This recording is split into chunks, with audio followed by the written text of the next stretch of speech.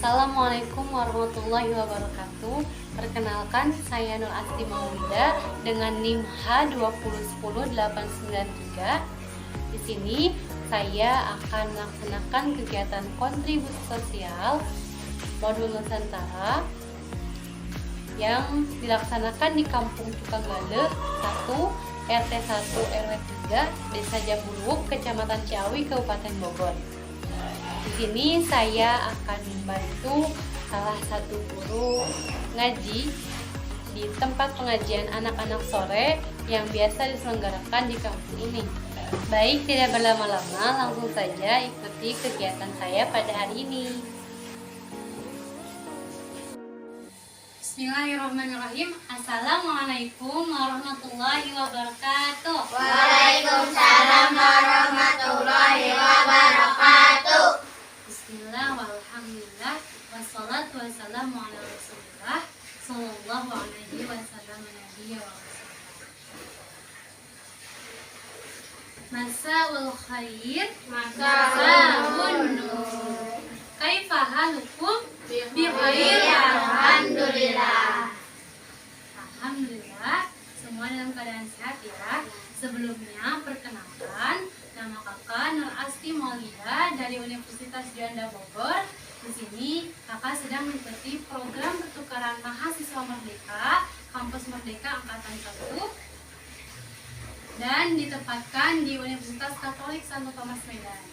Nah, kali ini kakak sedang menjalankan program modul Nusantara dengan kegiatan kontribusi sosial. Kontribusi sosial yang kakak lakukan yaitu mengajar teman-teman semua di pengajian ini dengan sedikit ilmu yang kakak punya akan kakak berikan kepada kalian semua. Ya, tidak berlama-lama, perkenalannya kalian bisa sebut, bisa mengenal kakak dengan nama Kak Aida. Nah, sekarang kita masuk ke materi ya. Nih, semua sudah baca kan materi tayamum.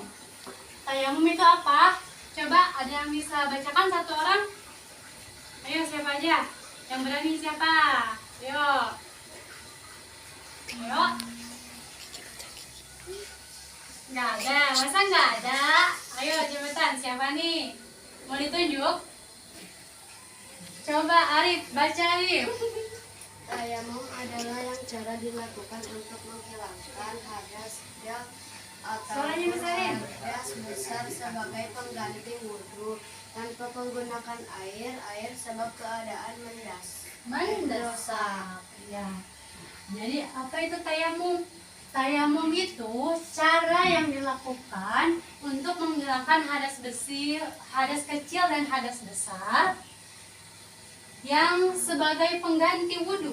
Jadi sama aja kayak pengganti wudhu. Menggunakan air, tanpa menggunakan air sebab keadaan mendesak. Nah, keadaan mendesak itu seperti apa? Nih, masuk ke sini. Penyebab tayamum. Penyebab tayamum pertama tidak adanya air. Nah, ketika tidak ada air, kita harus sholat, tetap harus sholat. Nah, bagaimana kita melakukan sholat tapi tidak ada air? Nah, maka diwajibkan bertayamum. Bertayamum itu menggunakan apa? Ada yang tahu? Apa? Tanah, boleh. Apa lagi? Debu, iya betul. Apa lagi? Satu lagi. Pasir. Ya. Terus yang kedua, penyebab tayamum sakit.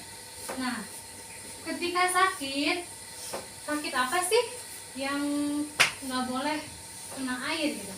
Jadi ketika sakit itu nggak boleh kena air. Misalkan gatal-gatal, ketika dia kena air, gatal-gatalnya makin kerasa gitu. Nah, itu tidak boleh berwudu dengan air, tapi boleh dia ganti dengan cara bertayamum. Sebab orang sakit pun tidak boleh meninggalkan sholat, karena sholat itu wajib. Yang ketiga, ada air minum yang diperlukan, namun Air itu digunakan untuk memberi minum makhluk hidup yang dimuliakan. Makhluk yang dimuliakan seperti apa? Manusia, ya, orang yang beriman tentunya. Terus makhluk hidup, ada tumbuhan, hewan, gitu ya. Tapi airnya sedikit, hanya untuk diminum saja. Nggak cukup kalau kita gunakan untuk wudhu. Nah, itu maka itu tiga penyebab tayamum. Tidak ada air, sakit, adapun air sedikit namun tidak cukup untuk dipakai berwudhu. Nah, lalu syarat-syarat tayamum. Syarat-syarat tayamum dengan apa? Tanah, dengan tanah. Tanahnya suci, iya, suci, bukan bekas dipakai dan tidak bercampur. Misalkan tanah itu sudah bercampur dengan tepung, nah itu tidak sah. Tanah ya harus tanah aja, tidak boleh bercampur dengan tepung. Nah ini yang dimaksud dengan tanahnya suci. Nah yang ketiga, sengaja bertayamum. Jadi kita niat untuk bertayamum. Yang keempat, membasuh wajah dan kedua tangan sampai siku. Siku yang ini ya. Jadi dalam tayamum itu yang digunakan tidak semua anggota. Biasanya kalau kita wudhu kan semua anggota. Biasanya kalau kita wudhu semua anggota digunakan kan, kaki, mulut, telinga, semua. Tapi ketika bertayamum kita hanya menggunakan dua. Apa itu? Dua tangan. Wajah dan kedua tangan. Terus yang kelima, sudah membersihkan najis badan. Nah, seperti apa contohnya? Apa? BAB, BAK. Nah, sudah melaksanakan itu sudah dikeluarkan, baru kita bertayamum. Lalu sudah masuk, sudah menentukan arah kiblat. Nah, kita udah tahu arah kiblatnya kemana nih, baru kita bertayamum. Yang ketujuh, sudah masuk waktu sholat. Nah, tayamum ini dikerjakan ketika sudah masuk waktu sholat. Ketika waktu sholat belum masuk pada waktunya, kita belum boleh bertayamum. Ingat ya. Yang kedelapan, satu tayamum hanya untuk satu kali sholat fardu. Nah, jadi kalau tayamum itu tidak seperti wudhu. Kalau wudhu kita jaga, misalkan kita sekarang sholat maghrib, terus kita tahan, kita mau jaga wudhunya sampai isya. Nah, kalau wudhu kan bisa. Kalau tayamum, kalau kita sholat maghrib, sudah melaksanakan sholat maghrib, untuk isanya kita bertayamum kembali, ya. Jadi tidak bisa dipakai dua kali sholat, hanya untuk satu kali sholat fardu. Ya. Lalu lihat di bukunya masing-masing, di situ ada rukun tayamum. Rukun tayamum yang pertama, berpindahnya tanah. Yang kedua, niat. Nah, niat tayamum udah tahu belum? Belum ya. Niat tayamum, dengarkan kata. Nawaitu tayamuma li istibahati sholati lillahi ta'ala. Lah, ulangi. Nawaitu tayamuma li istibahati sholati lillahi ta'ala. Sekali lagi. Nawaitu tayamuma li istibahati sholati lillahi ta'ala. Setelah niat, kita ngapain? Mengusap wajah. Nah, seperti ini. Kita sudah menghadap kiblat. Lalu bismillah, nawaitu tayamuma li istibahati sholati lillahi ta'ala. Langsung kita tembok nih. Ini debu suci ya yang di tembok itu. Dua-duanya ditempelkan, lalu ditiup, lalu diwujud. Ratakan semuanya. Nah, sudah. Ambil lagi debunya, tapi direnggangkan. Kenapa direnggangkan? Karena ini untuk tangan. Nih, yang pertama tangan kanan dulu ya. Nih, ini. Nih. Sekarang yang kiri.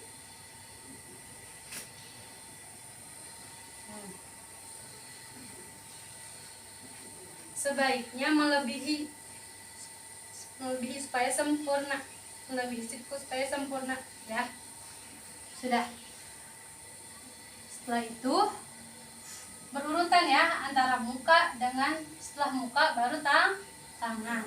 Setelah itu madhep kiblat lagi, kita membaca doa setelah wudhu sama asyhadu alla ilaha illallah wahdahu la syarikalah. Yuk bareng.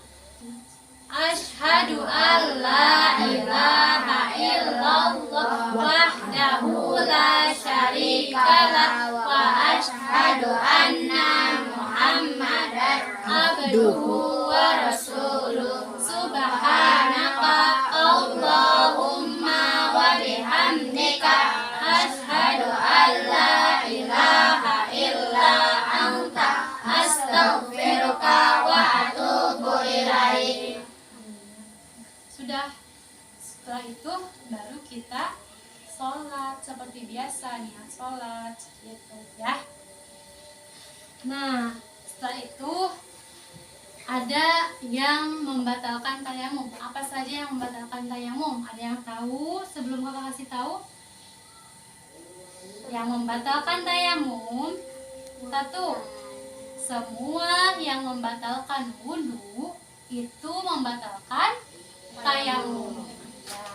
Yang kedua, murtad. Murtad itu apa sih? Ada yang tahu? Keluar dari agama Islam. Ya. Yang keluar dari agama Islam, maka dia batal tayamumnya. Dan jadi orang Islamnya pun sudah tidak. Yang ketiga, ragu adanya air jika penyebabnya tidak ada air ya. Itu. Jadi ada 3 pembatal tayamum. Sudah? Teman-teman ada yang ditanyakan? Coba kakak tanya lagi nih. Coba sebutkan rukun tayamum. Yang tahu siapa? Ayo, rukun tayamum. Satu apa? Berpindahnya tangan. Yang kedua apa? Berdoa. Niat. Yang ketiga mengusap wajah. Yang keempat Mengusap tangan. iya, mengusap tangan hingga siku. Yang kelima berurutan di antara 2 usapan. Ya. Ya, seperti itu. Cukup ya. Teman-teman sudah mengerti? Sudah paham? Sudah. Semoga teman-teman bisa menerapkannya di rumah ya. Ketika tidak ada air ataupun teman-teman sakit parah yang tidak bisa karena air, teman-teman boleh lakukan tayamum. Tapi boleh dengan bantuan orang tua, bantuan ibu atau ayah, supaya urutan tayamumnya betul dan sah ya. Baik, kalau gitu boleh dirapihkan bukunya terlebih dahulu. Duduk, ayo duduk dulu. Alhamdulillahirrahmanirrahim. Ayo ucap hamdalah bareng-bareng. Alhamdulillahirabbil alamin. Doa penutup majelis. Subhanakallahumma wa bihamdika asyhadu an la ilaha illa anta astaghfiruka wa atubu ilaik. Alhamdulillahirabbil alamin. Jazakumullah jazakumullah khair, barakallahu fikum, wabillahi taufiq wal hidayah. Wassalamualaikum warahmatullahi wabarakatuh. Waalaikumsalam warahmatullahi wabarakatuh. Di sini ada sedikit bingkisan untuk teman-teman semua supaya teman-teman belajarnya lebih giat lagi, ngajinya lebih semangat lagi ya. Tentunya ngajinya bukan karena hadiah. Karena apa? Ada yang tahu? Karena Allah Subhanahu wa Ta'ala. Ketika kalian niat karena Allah, insya Allah rezeki, kecerdasan, ilmu akan kalian dapatkan.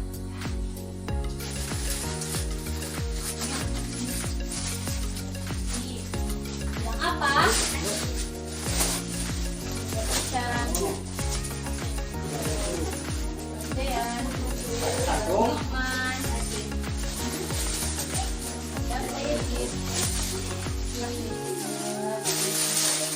Terima kasih.